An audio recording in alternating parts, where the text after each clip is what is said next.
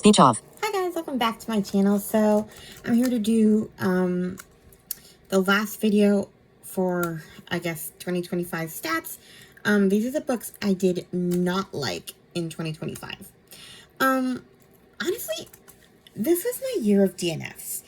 I used to be really hesitant to DNF a book because I tend to buy a lot of my books on audio.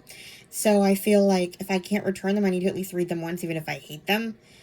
But, you know, I just kind of got to a point where I'm like, I already made the mistake. I spent the money. There's nothing I can do. I'm not going to make myself miserable trying to like these things. So it is what it is.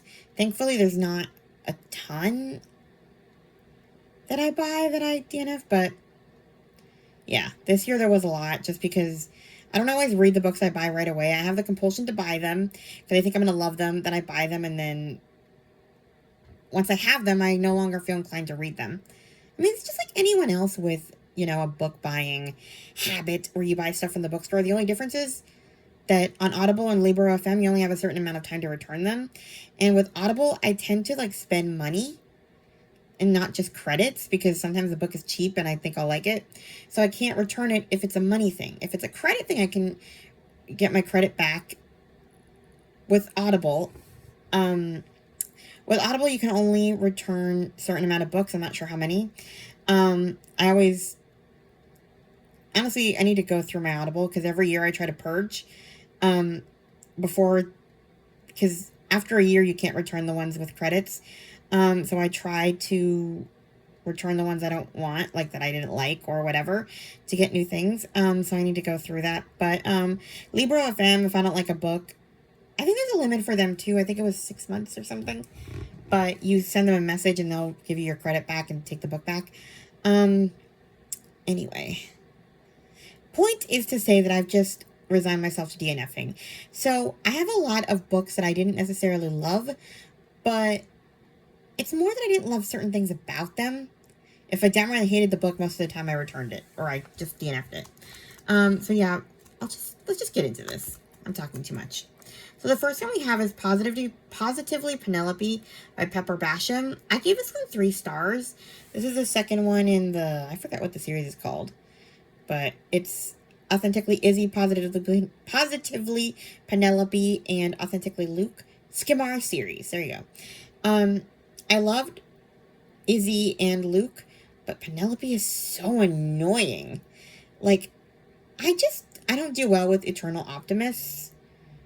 When I'm upset, I need you to be upset with me. I need you to freak out, to join me in the freak out. I do not want to hear, well, at least it's a sunny day. It makes me want to smack you. So Penelope was just plain annoying with her pretty and pink and glittery personality, and I just wanted to, I was on the side of her grumpy boyfriend when he was like, Disney just gives kids, just because she, a false sense of reality and banning Disney. I have nothing against Disney. It's just that she was so annoyingly perky that I was on his side and, if you turn out anything like her, no Disney for you. Anyway, she was annoying. But that being said, I did, enjoy other parts of the book. So it wasn't a downright hate read, but definitely in the bottom. Then we have The Trouble with May Amelia. This is a sequel to My Only May Amelia. I loved My Only May Amelia as a kid, so I decided to reread it for middle grade March, and then I read the sequel. The sequel was terrible. I can't really tell you why, but she went off the rails. That's what happens when you come back to a series 2 decades later. Sometimes writing one book is enough. You don't need any more. And that was what this was. This was a disaster. They ruined May Amelia's family and had them turn against her, and it was terrible. Just read the first one and pretend number 2 doesn't exist, okay? Next, we have Pollyanna by Eleanor H. Porter. Good grief. This was worse than Penelope. The weird thing is, I actually like the movie Pollyanna. I saw the movie before I ever read the book. I found that little girl charming. Maybe it was the narrator who read the audio for this, but this kid was just the Glad game just got on my nerves. And, like, there were certain things this little girl did, like, to try to set people up, and, you know, it just gave me secondhand embarrassment, and I was cringing a lot of the time. And my other problem is like, the way it ended. I just wanted more with Pollyanna and her aunt. Like, I feel like we just got them to hug it out, like, and they're, like, good. And then we end the story, and I'm like, oh, but I want more. Like, as much as she annoyed me, I wanted to see that relationship with this kind of curmudgeon actually accepting her. And that's just how it ended. And I was like, oh, come on. So yeah, like, she annoyed me, and then by the end I wanted more. I don't know. Anyway, weird. Then I read Veronica Ruiz Breaks the Bank. This is the next. This is a novella in the Finley Donovan. I cannot speak today. Finley Donovan series. This is like Veronica's story before she meets Finley. Veronica is the nanny to Finley's kids. I just didn't like her boyfriend. It's one of those stereotypical Latino guys who are, like, super machismo and very Neanderthalish, and the girl finds it attractive, and I hate it. So, yeah. I actually don't mind. The worst part is his name is Javier, and that's my brother's name. So that just makes it more infuriating. I'm Latina, I'm Mexican, so it's a stereotype I hate in books about Mexican guys. It's like the thing that girls seem to find attractive, which is the thing I don't find attractive in Mexican guys, or just Hispanic guys in general. It's not a Hispanic thing to be a Neanderthal necessarily. They just portray them like that in books. Not everyone is the same. Just like not every white person is the same. Why am I giving you a race lecture or a ethnicity? And my point is, I couldn't stand this guy. And in the Finley Donovan books, where it's Finley's perspective, you don't see him as much. He's there, but he's kind of a side character. So he's just funny, but not in this one. In this one, he was front and center because Veronica was trying not to be with him, but his Neanderthalishness turned her on, and I hated it. Next, we have a middle grade that I found through Chloe from Always Booked. Chloe, I know you don't watch every single one of my videos that I tag you in, and that is perfectly fine. But I need you to watch this one and get rid of this book immediately before your kids read it. The School Mouse by Dick King Smith. I thought this was a book that I read in my childhood about this mouse who goes to kindergarten. That's what the description was. And yeah, it was. They lived in a school, like this mouse family, and she would leave to go to school, but, like, this one had, like, the mouse family was, like, really toxic. Like, they all thought that Flora, the mouse, was conceited, and at one point, she tells them not to eat something because it's poisonous, and they don't listen to her, and all the mice children die, and I'm just like, geez, what is this? I just wanted one more middle grade for middle grade March, and I'm reading this, and I'm like, I'm completely horrified and traumatized. Like, literally, she comes out of her hidey hole to find her entire family dead, and I'm just like, eesh, this is disturbing. Next, we have Break My Fall by Lynn Blackburn. This is the second big book in the series. I actually love the first one, and that made my favorites, but this one, it's another, I don't like the protective guy trope, I guess. I don't like bossy guys, and, like, there was two of them. We had Meredith's brother, Mo, who, it's so funny because, like, in this one, like, the love interest for Meredith is, like, a dental hygienist or a dentist or whatever, and she, like, does dentistry for low-income families, and some stuff starts happening, and that was exciting, the thrillery stuff, but the love interest is a cop of some kind, like a law officer, and he's really bossy and, like, I just didn't like that. But the crazy thing is, the second that they, like, had an issue and kind of broke up for a little while, then they got back together, and her brother Mo was, like, going, if you hurt my sister, and, like, giving him the cold shoulder. And I'm like, all of a sudden, I'm rooting for them only because Mo was being so annoying. It's like, okay, can a woman make her own decision without you putting in your 2 cents? If I want to get with a bad guy, I'm going to get with a bad guy, and there's nothing you can do about it. Like, that's just going to make me want to do it more. And you, like, telling him what he can and can't do with your sister. Like, if you hurt my sister, I just don't find that funny or cute in the slightest. Like, yeah, you don't get a say in my love life. Ever. So zip it. Next we have Every Hour Until Then by Gabrielle Meyer. I know. We all love the Timeless series. But there had to come a day when one would come up where I would hate the guy or the time period she chose, right? And we finally got here. In book 5, I hate Austin. He's so, like, I'm just, what does Katie call it from Paperback and Ponytails? She calls it, like, the tortured hero or something. I'm not, and I know this is kind of sexist, and someday I'm going to do a video about my toxic bookish opinions, but here's one for you. I have more patience for snarky women than I do men. I know it's not fair, and it's sexist and all that, but just, like, a man who is mean, and, like, I'm supposed to feel sorry for you because you had a hard life, like, I just don't. And so, like, I understand, like, the plot and why Austin was the way he was. Like, for one thing, he was afraid that she would pick a different time period, like that she was going to pick a different time period or whatever. But it's like, okay, just tell her that and then let her move on. And, like, I just hated the way she kept begging him to help her. I'm just like, tell him to, what's the Christian way of saying, never mind. Tell him to take a hike. If he keeps being mean to you, don't take it and continue begging for his friendship and forgiveness for something you don't even know what you did. Like, I just, the dynamic just enraged me so much in this book. I hated him. So I still give this one a 4.5 stars because I loved the historical plot and all that. That's one of those complicated books where I rated it high, but I still, like, it got under my skin.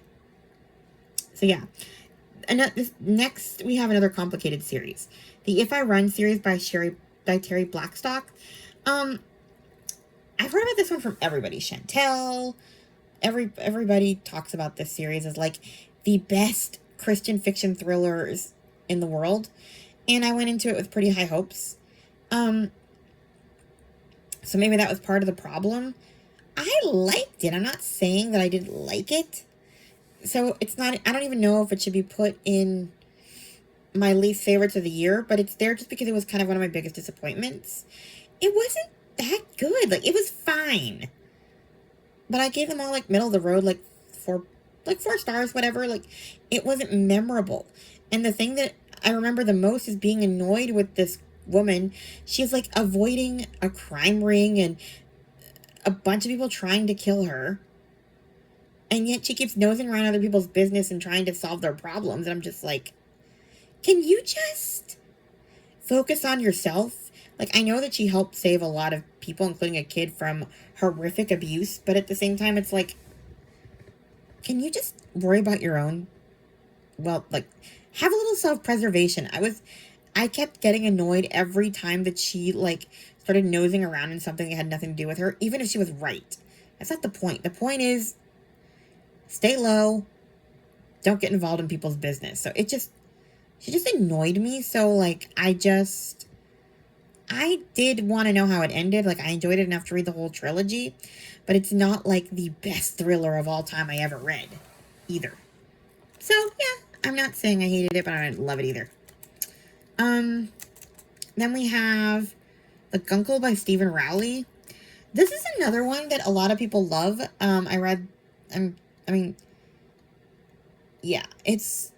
Guncle is Gay Uncle Patrick. he's gay. And his sister-in-law dies. I think she had cancer or something. And his brother ends up in rehab. They are in California. Of course they are. Stereotypical California, where everybody's supposedly doing substances. And they're all vegetarians. Which is not a thing. Anyway. Was it all in California? I think it was. Who cares? No, I think they didn't live in California. Patrick lived in California. Oh, whatever. Anyway, my point is that he ended up in charge of his niece and nephew for the summer while their dad was getting his life together in rehab and the mom was dead. And it's supposed to be him like bonding with the kids and stuff like that. But it was just kind of really annoying and like hyper, and like I would have no patience for him as a kid, like, or take him too seriously. It's supposed to be funny, but I just found him annoying.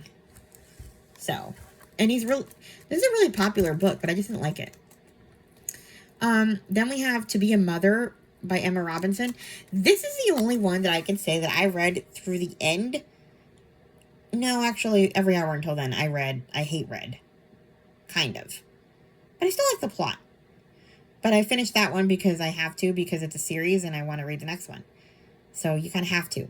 But this one is an Emma Robinson, and it was my last Emma Robinson that I own that I wanted to read. The plot is really interesting. It's about basically a husband and wife. They're trying to have kids, and she can't have them. Like her eggs, she needs a donor egg. And her husband remembers that him and his wife who passed away, they still have some frozen embryos. So she could use those. But then that would mean that she's having his dead wife's children. And that sounds kind of fascinating. Like, can you imagine, like, your legacy going on after you die from these frozen embryos and, like, your family getting a piece of you? And so I thought that was really an interesting plot. But the way everybody acted was crazy. It was terrible. Like, the wife was wanting to do it only because she didn't want to adopt and end up getting attached to a kid. She was willing to use the embryos because there was no mom that was going to come back because she already knew mom was dead. And I'm like, that is such a selfish reason to have children, because you know you're almost glad their bio mom is dead, and that's why you're going to bring them into the world. And then the husband wanted to have them because he wants to have kids, but he was having issues with his wife who died and doesn't want to talk about her or like think about her in any way, but you're having her children. What is wrong with you? Like, you're just gonna say she was a monster to your kids who are gonna look like her? And then we have the dead mother's mother, who is really excited about the idea of her biological grandchildren because they're gonna look like her dead daughter. And his current wife is upset because she's calling the kids, I forget what the dead wife's name is. The husband is David. I forgot what the current wife's name is. Catherine is the dead wife. So, Catherine's mother is like, they're Catherine's children. And the current wife is like upset about that. And like, she's worried, what if they look like Catherine and not me? And it's like, well, yeah, they're going to look like Catherine and not you because they're not your eggs, Einstein. So it was just annoying. And then Catherine was no cup of tea either. Like, I'm literally spoiling the whole book, but I can't help it. Nobody else reads Emma Robinson except Chloe, so just don't read this, Chloe. It sucks. I don't know anyone else who reads this author, so I'm spoiling this guilt-free. This is terrible. Anyway, so then we have Catherine, who we see her perspective in the past, because we hear from David that she cheated on him. The woman didn't cheat on him. She had cancer. And all of a sudden decided she didn't want kids, but she also didn't want to burden him with taking care of her. So instead, she's like, let me make him hate me instead of, telling him that I'm sick and dying with cancer. Because I don't want him to feel obligated to take care of me. So let me just break his heart instead before I die. That sounds like a good idea. This is like crazy. This is a great plot, but this is like the only Emma Robinson book where I was like, what is this? These are all monsters. And in the end, of course, they had the kids. And they all lived happily ever after. But they're monsters. Okay, next we have The Summer of Songbirds by Christy Woodson Harvey. I read this one along with Chloe, actually. She was doing Deck of TBR or something like that. And I was looking for just summertime books, and she was reading it, so I decided why not. So we have a summer camp that's about to close down. Camp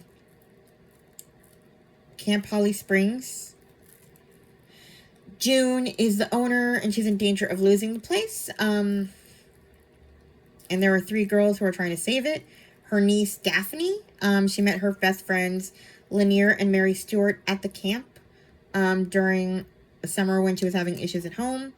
The story mainly centers around June and Lanier and Daphne. Mary Stewart is kind of just there. She already, like, the plot is that she's getting married, and she already got married, so nobody cares about her love life because she's married. But Daphne likes Lanier's brother, and Lanier is like a monster because, like, you know, Daphne is having, like, had some issues when she was a teenager, and Lanier's family took care of her, and so Lanier doesn't want her damaged friend to be with her brother. Lanier's a monster, and she ends up with a happy ending that I don't think she deserved. Like, she did not deserve Daphne's friendship again, or her situation ending up as well as it did. Like, I hated her. So, yeah. Then we have The Girl Who Chased the Moon by Sarah Addison Allen. This is another book I read around the same time as Chloe. Or did you read that one the year before? And I don't know, who cares? But it was like another summertime read. So we have the centers around 2 women. We have Emily. It says that she came to Mullaby hoping to solve the riddles surrounding her mother's life. Like, why did Dulcie leave? But in reality, this girl just ended up in Mullaby because her mother died. She didn't come here to solve the mysteries. I don't know why the description says that. She came here because she had no choice. And, you know, she's seeing stuff very differently than what her mother told her. She meets her grandfather, which she didn't even know existed. He's very, very tall. The house changes. Like, the decor keeps changing on its own. This book has a lot of magical realism. And then we have, what's her name? The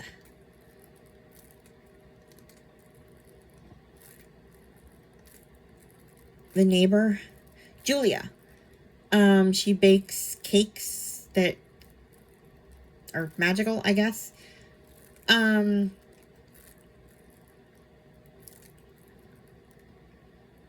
She has a secret, and like I didn't really like her love story and her secret. I mean, I don't think the guy deserved to know her secret. I don't want to tell you what the secret was. But this guy sucks, and yeah. I didn't like him. So, no.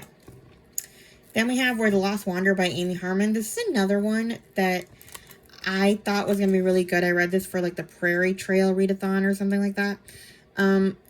This is kind of an adult pioneer journey.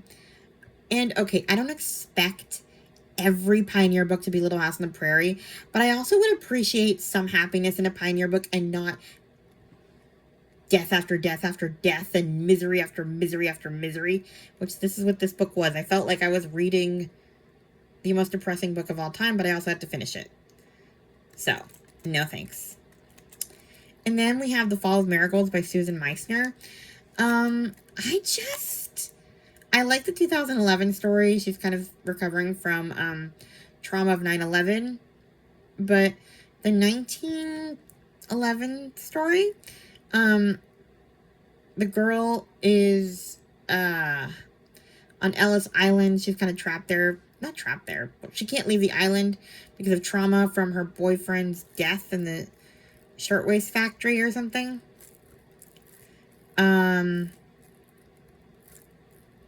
He fell to his death in the Triangle Shirtwaist Fire. I feel bad for her, of course, but basically the story is she's caring for this immigrant on Ellis Island who can't leave the island yet because he's sick. She finds like a note